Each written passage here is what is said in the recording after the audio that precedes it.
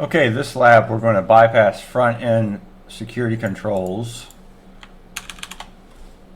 What we have to do, okay, the lab involves front end, back end server. Front end server does not support chunked encoding. That means the front end server is observes content length and not transfer encoding. So now there's an admin panel. However, the front end server blocks access, so we need a smuggler request to get to the admin panel and reject Carlos, delete Carlos. Let's get to the lab.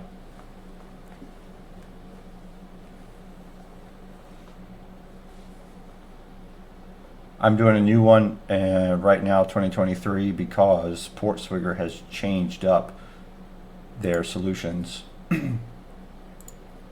So go to target here. I delete a lot of these things at first. They just are clutter. Okay, delete selected items, yes. And I like to add that to scope. That's the URL we're working on. For this one, keep it short and sweet. This is what we got to do. Proxy, I'm going to turn this on. You don't have to. You'll see why. Just go to home. Just going to go to the web root right here. And I'm going to, and what you can do, you just press Control R, and that'll send it to the repeater. And then I'm just going to turn the intercept off. So now we're going to look at it from repeater. Okay, so we see this goes through. That's no different than when we requested it on the regular web page. So what's the secret to doing request smuggling? Well, here's a methodology. So you're going to right click, go down here to extensions. You need the request smuggler extension. You come down here. Since we're doing HTTP 1, you're just going to look at smuggle probe, click on that. And now what this does is it's going to inject and test for request smuggling vulnerabilities. I've got the thread pool set to 16. It comes with 8. You use whatever you like. And I'm just going to press OK on it. I have window resizing issues. Now, see Logger++. This is recording all of the potential exploits, or vulnerabilities. So, and that's also why I added to scope our main URL, because Logger++ options in scope items only. Otherwise, it gets very cluttered, and you're collecting things you don't need. Now, this usually works, and I also do this on issue activity. I only click high and medium. Again, so that it doesn't get real cluttered, and I only see the important things. And a request smuggling vulnerability is a high risk vulnerability. And let's see, there's another way to do it. Okay, well, looks like we already got a hit. You see target and sitemap lit up. You can still go to dashboard. Here it goes. Possible request smuggling. Now you see here it did another one. This happened back here with Logger. Logger was making requests. Okay. Oh, looks like we have even more. So we got 3. And then here's the order, 108, 110. You can look at the time. So 13, 4, 4, 3, 6, 16. In any event, it doesn't really matter too much. It shows you the request. So the first request, this is usually what we'll stick with. Now you see, what we started with was a GET request. You go into a repeater, see that was a GET. What ends up happening is, this is another way you can do it. You can change the request method. Again, that's right click and the request, all right, change request method, boom, goes to post. You could also send that to test that out. You could do something like this. You could say 3 bytes, and here's why 3 bytes. X equals X, that's 3 bytes. And you could put a 0, and then you could put a GET, and you could say this is another way of testing it, and that's going to be HTTP and /1.1, and you could send that through as the time.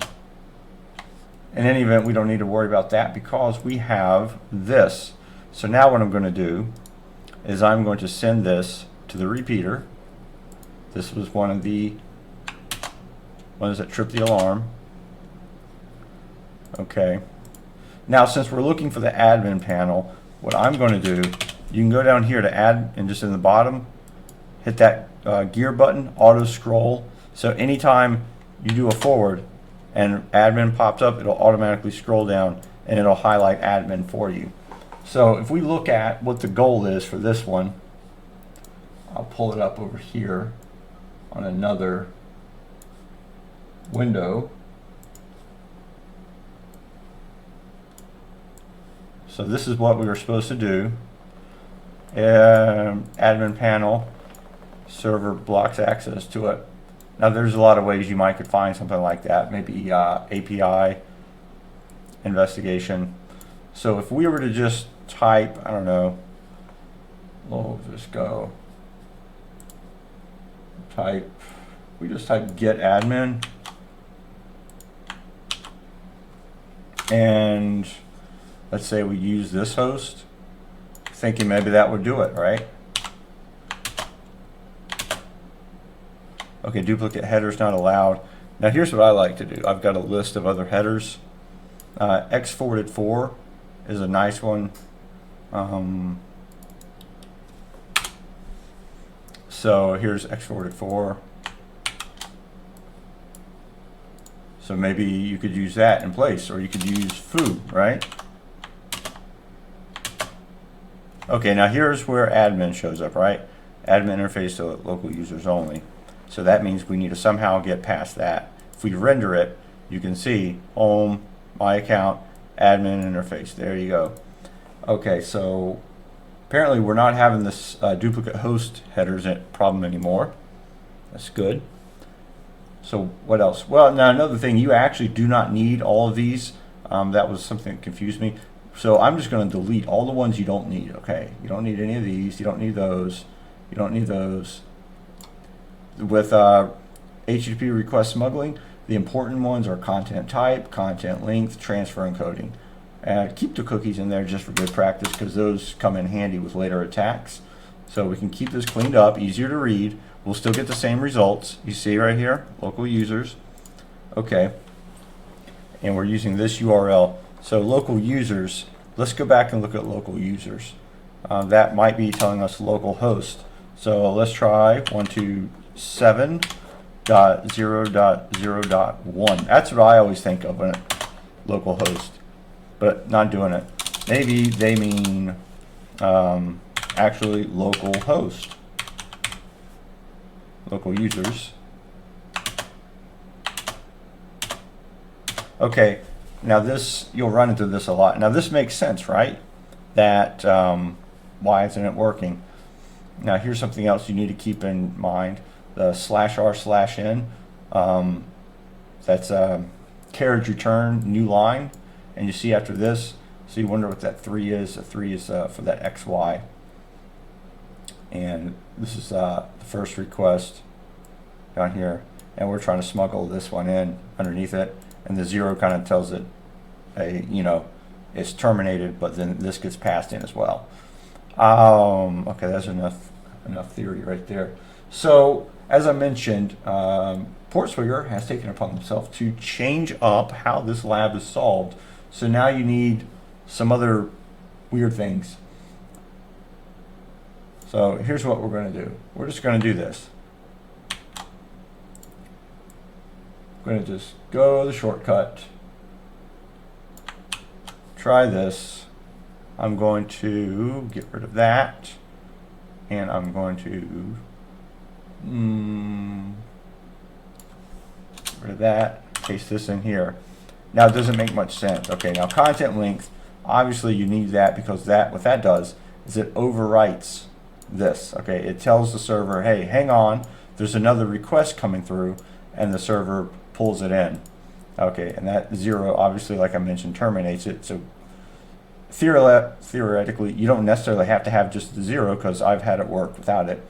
So here we go. Now this content length, and then we have this extra 2 bytes here. So what this is doing, this is saying, hey, the next message has a content length. The body is 10 bytes. That's what this means. Content length is telling the body. This one says that this post request has a body of 116 bytes, and it's transfer encoded chunk. And the first, remember, the first server is paying attention to content length. It's disregarding the encoding. So let's send this through, and see if we can get to the admin panel, because right now it's just local users and not helping us out. Okay, there's your admin panel. Interesting. Don't know why it worked like that, but it does. You might have been hearing me to the click. That is control spacebar.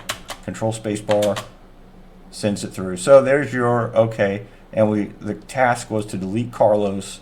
So you just come over here. You're going to copy that, and I'll just do that and do that and do that, and that looks like you solved it.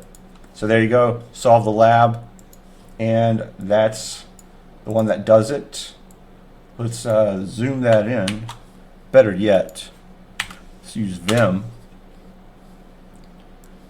So we can just call this anything.